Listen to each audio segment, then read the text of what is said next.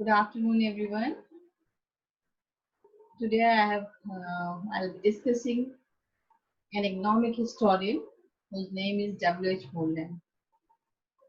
भारत के आर्थिक इतिहास में मोरलैंड का काफी योगदान रहा है, स्पेशली मध्यकालीन आर्थिक इतिहासकार के रूप में उनको जाना जाता है। और आप लोगों ने भी मोरलैंड का नाम सुना होगा, काफी किताबें मोरलैंड ने लिखी हैं और बहुत मशहूर है। पहली किताब है उनकी India at the death of Akbar, दूसरी फ्रॉम अकबर टू औरंगजेब और तीसरी है the agrarian system of Muslim India. ये तीनों ही किताबें मोरलैंड की बहुत मशहूर हैं। तो मोरलैंड के लिए कहा जाता है कि जैसे कि इतिहास लेखन कला में उन्होंने नए विचारों की पद्धति को जन्म दिया और उन्हें काफी इंटरेस्ट था, स्पेशली मिडिवल हिस्ट्री में, इकोनॉमिक हिस्ट्री का उनको इंटरेस्ट था और बेसिकली उन्होंने मध्यकालीन भारत की आर्थिक स्थिति को ही अपना शोध कार्य चुना। तो लैंड रेवेन्यू सिस्टम पे, एडमिनिस्ट्रेशन में उनका काम है। इसके अलावा ट्रेड पे भी मोरलैंड का काम है। और मोरलैंड की खासियत ये थी कि उन्होंने अपने काम में डॉक्यूमेंट्स का बहुत ज्यादा यूज किया, क्योंकि वो ब्रिटिश एडमिनिस्ट्रेटर रहे थे तो उनको एक्सेस भी थी बहुत सारे डॉक्यूमेंट्स की। तो उन्होंने अपनी सभी रचनाओं में काफी डॉक्यूमेंट्स का प्रयोग किया है।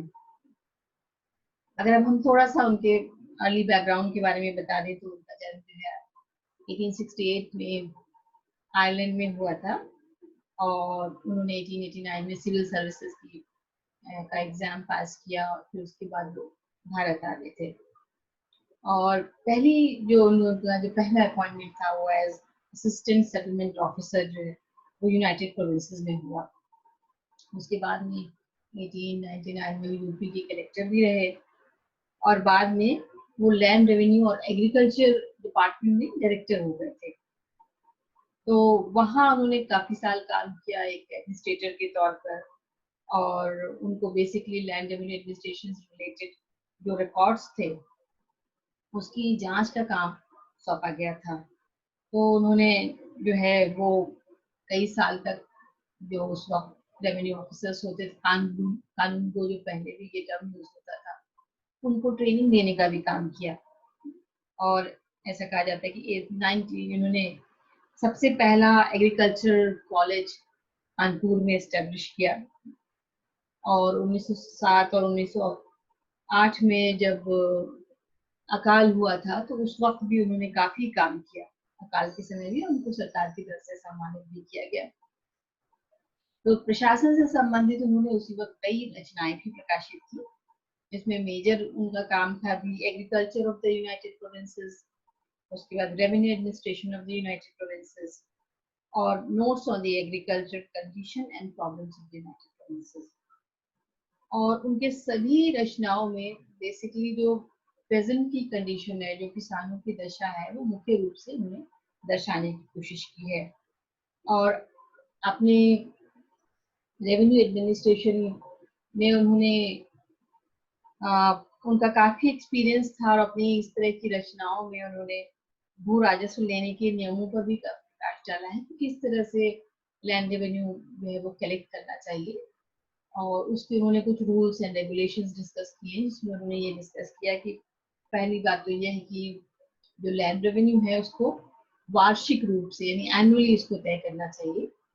दूसरा ये कि ये लैंड रेवेन्यू जो है वो अधिकतम सीमा जो मैक्सिमम लिमिट होती है उससे कम होना चाहिए, मैक्सिमम नहीं होना चाहिए। इसकी दरें जो हैं वो मैक्सिमम रेवेन्यू से कम होनी चाहिए। और तीसरा नियम ये कि उन्होंने कहा कि जब फसल अच्छी हो तो उसको लेने में सख्ती बरतनी चाहिए और अगर फसल खराब हुई है तो उसको लेने में नरमी बरतनी चाहिए। इसके अलावा एक और जरूर उन्होंने डिस्कस किया ये था कि अगर कोई किसान रेगुलरली रेवेन्यू पे करता आ रहा है तो उसको फिर जमीन से बेदखल नहीं करना चाहिए।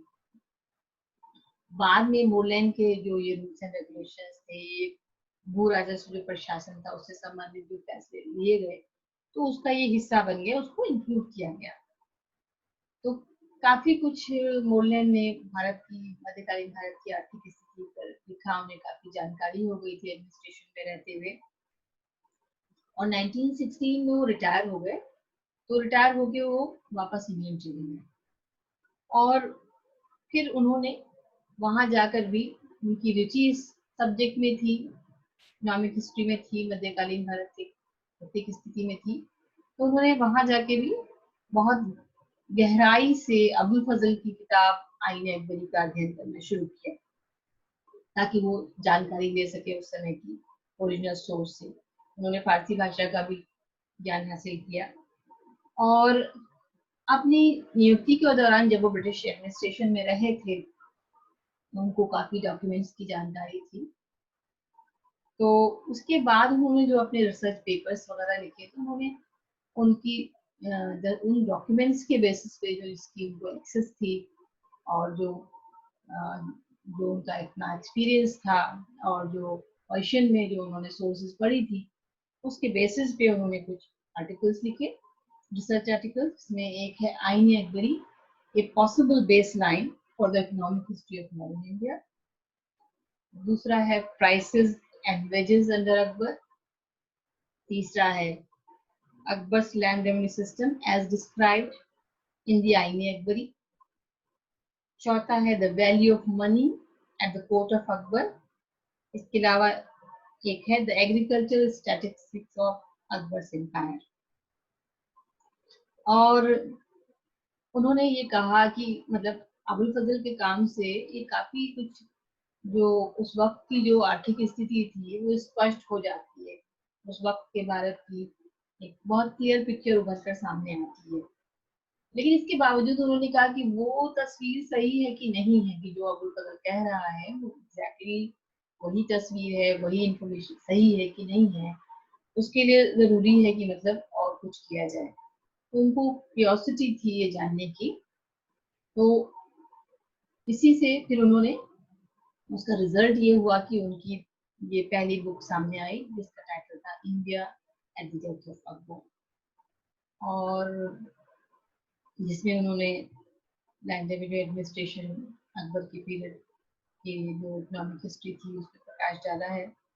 और एक बड़ी इंटरेस्टिंग चीज लिखी है अपने प्रिफेस में, अपनी प्रस्तावना में। उन्होंने लिखा कि अगर इस बात की इजाजत हो कि उस युग के परिवर्तन की कोई डेट यानी कोई तिथि निश्चित की जाए जो ये बताती हो कि भाई अब जो है मिडिवल पीरियड एंड हो रहा है और मॉडर्न पीरियड शुरू हो रहा है, यानी मध्यकालीन युग का अंत हो रहा है और आधुनिक युग की शुरुआत हो रही है, कोई ऐसी तिथि दर्शाती हो, तो उनका वो डेट जो है वो 1608 हो। क्यों? क्योंकि यही वो टाइम था जो पहली बार जो है वो इंग्लिश नौका, इंग्लिश शिप हेक्टर जिसका नाम था, वो सूरत पहुंची। थोड़ा सा इसको एक्सप्लेन कर दूं इस तरह से कि जब भी हम हिस्ट्री को अलग अलग पीरियड्स में डिवाइड करते हैं तो वो डिफरेंट डेवलपमेंट्स या चेंजेस की वजह से डिवाइड करते हैं। तो मॉडर्न पीरियड की शुरुआत तो हम मुगल डिक्लाइन और फिर हमें द ब्रिटिशर्स से डिस्कस करते हैं, कैसे ईस्ट इंडिया कंपनी आई, उससे हम शुरुआत करते हैं। लेकिन उनका जैसे इसमें ये कहना था कि अगर इजाजत है इस बात की, तो मैं ये कहूँ कि मॉडर्न पीरियड की शुरुआत जो है वो तभी हो गई थी जब इंग्लिश शिप जो है वो सूरत पहुंच गई थी, क्योंकि तभी से चेंजेस आने शुरू हो गए थे। और इस बुक की खासियत ये भी थी कि इसका जो टाइटल था वो उस वक्त के ट्रेंड से बहुत अलग था। जिस वक्त उस वक्त जो टाइटल्स लिखे जाते थे जो स्पेशली शासकों की महानता से जुड़े होते थे, तो ये किसी शासक की महानता से या मुगलों की महानता से इसका शीर्षक पूरा नहीं था, बल्कि ये भारत पर आधारित था। तो इसका पहला चैप्टर भी भारत देश और उनके लोगों पर था। और यहाँ आम लोगों से, मोरलैंड का मतलब किसानों से था। तो उसने इसमें मोरलैंड ने मुगलों के प्रशासन का जिक्र किया है 16वीं सदी में, स्पेशली 16th सेंचुरी में किस तरह से भारत का व्यापार हो रहा था, उद्योग कौन कौन से थे, इंडस्ट्रीज कौन सी थी, एग्रीकल्चर की क्या कंडीशन थी, उत्पादन कैसा था, और व्यापार यदि हो रहा था तो उसमें किसको लाभ मिल रहा था। इन सारी चीजों को डिस्कस किया है। तो 16th सेंचुरी की इकोनॉमिक हिस्ट्री जो है वो इस किताब में दी गई है। और मोरलैंड ने अपनी रचना में इस बात को भी उठाया है कि किसानों का शोषण हो रहा था, और बहुत हद तक उन्होंने लैंड रेवेन्यू से संबंधित जो बातें डिस्कस की हैं उसमें उन्होंने स्पेशली कहा कि जागीरदार इसके लिए जिम्मेदार थे कि वो पेजेंट्स का शोषण करते थे। और इसके अलावा उन्होंने कहा कि जो कर थे उन टैक्सेस को भी डिस्कस किया है, और टैक्सेस में उन्होंने कहा कि उसकी किसानों की दुर्दशा का मेजर कारण था कि टैक्सेशन सिस्टम जो है हाई था, टैक्सेस हाई थे, दरें ज्यादा थी। फिर 1923 में उन्होंने एक दूसरी किताब लिखी जिसका टाइटल था फ्रॉम अकबर टू औरंगजेब। एक बड़ा पीरियड था, पूरा मुगल पीरियड उन्होंने इसमें कवर कर लिया, फ्रॉम अकबर टू औरंगजेब में। और इस वक्त तक उन्होंने डच लैंग्वेज भी सीख ली थी, तो इसमें उन्होंने डच सोर्सेस का प्रयोग किया, और इसमें उन्होंने व्यापार से रिलेटेड भी काफी इंफॉर्मेशन दी है। इसमें आपको ट्रेड की काफी इंफॉर्मेशन मिलेगी, और उस वक्त फिर डच और अंग्रेजों के बीच में कैसे व्यापार संबंध थे उसका भी उन्होंने उल्लेख किया है। तो भारत में विदेशी व्यापार की क्या हालत थी और किसको इसमें फायदा हो रहा था, इसको उन्होंने डिस्कस किया। उस वक्त जो परिवर्तन आ रहे थे उन परिवर्तनों को उन्होंने डिस्कस किया है। और उनकी लास्ट किताब थी the agrarian system of Muslim India, जो लास्ट इम्पोर्टेंट बुक है उनकी, agrarian system of Muslim India. इस किताब में उन्होंने 13th सेंचुरी से लेकर और 16th सेंचुरी तक का विवरण दिया है। स्पेशली इसमें उन्होंने लैंड रेवेन्यू एडमिनिस्ट्रेशन डिस्कस किया है। तो अलाउद्दीन खलजी से लेकर और शेरशाह तक के काल भू राजस्व पद्धति का उन्होंने विवरण दिया है। इसमें सभी का एडमिनिस्ट्रेशन अलाउद्दीन खलजी से लेकर शेरशाह तक का जो लैंड रेवेन्यू एडमिनिस्ट्रेशन रहा है उसको उन्होंने हाईलाइट किया है। सारे फीचर्स डिस्कस किए हैं, पेजेंट्स की कंडीशन डिस्कस की है, उस समय की क्या भू राजस्व दरें थी उसका वर्णन है। तो इस तरह से पूरा काम उनका इकोनॉमिक हिस्ट्री पे है। और अगर हम उनकी मेथोडोलॉजी देखें तो हम पाएंगे कि उन्होंने मतलब इस पे खास ध्यान दिया है कि किस तरह की सोर्सेज वो यूज करें। और उन्होंने क्योंकि कई भाषाएं सीख ली थी, फारसी उन्होंने सीख ली थी और डच भाषा भी सीख ली थी, यूरोपियन सोर्सेज का भी उन्होंने प्रयोग किया है। तो अपने रचनाएं लिखने में उन्होंने कई तरह की सोर्सेज का प्रयोग किया है। और एक खासियत ये भी है कि उनकी सभी रचनाओं में ग्लॉसरी भी है जिसमें टर्म्स दी गई हैं, अपेंडिक्स भी है, परिशिष्ट भी है।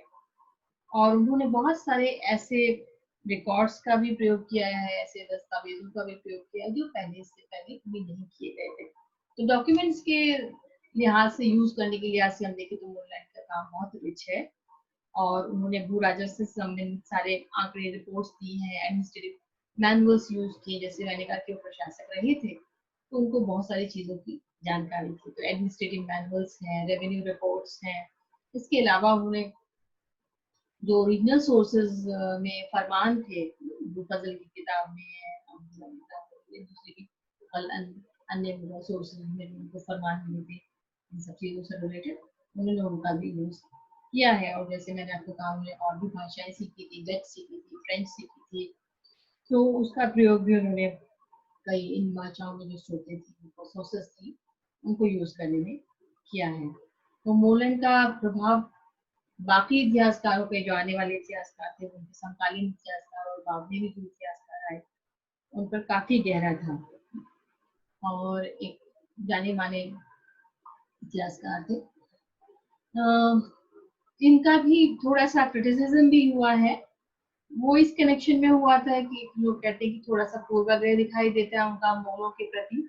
जब वो शोषण की बात उठाते हैं तो मुगल काल में किसानों के शोषण की बात करते हैं, जबकि ब्रिटिश पीरियड में भी किसानों का शोषण हुआ है। तो एक तो ये पूर्वाग्रह है, और दूसरा ये कि बहुत सारी चीजें ऐसी है जो रचनाएं, जैसे मैंने आपको बताई और मैंने कहा कि ट्रेड के संबंध में भी मोरलैंड ने अपने आंकड़े दिए और से रिलेटेड भी। तो आगे बहुत रिसर्चेस उसके बाद, एक लंबा अरसा गुजर गया, उसके बाद मॉडर्न स्कॉलर्स ने भी काफी कुछ लिखा इन सब चीजों पे, तो नई नई रिसर्चेस भी होने लगी और नए आंकड़े भी सामने आने लगे। तो उसको लेके बहुत सारे इतिहासकारों का, मॉडर्न इतिहासकारों का ये कहना है कि मोरलैंड के आंकड़े सिर्फ एक तरफा है, और कहीं कहीं जैसे उन्होंने डच सोर्सेज पे ज्यादा निर्भरता दिखाई है। और तो कई बार जैसे ट्रेड के लिए उन्होंने दिखाया कि जैसे बैलेंस ऑफ ट्रेड जो है वो भारत के फेवर में नहीं था, जबकि कुछ इतिहासकार ऐसा मानते हैं कि ऐसा नहीं था, बैलेंस ऑफ ट्रेड में वो भारत के फेवर में नहीं था, क्योंकि अब नई रिसर्चेस हो चुकी है, नए आंकड़े आ चुके हैं।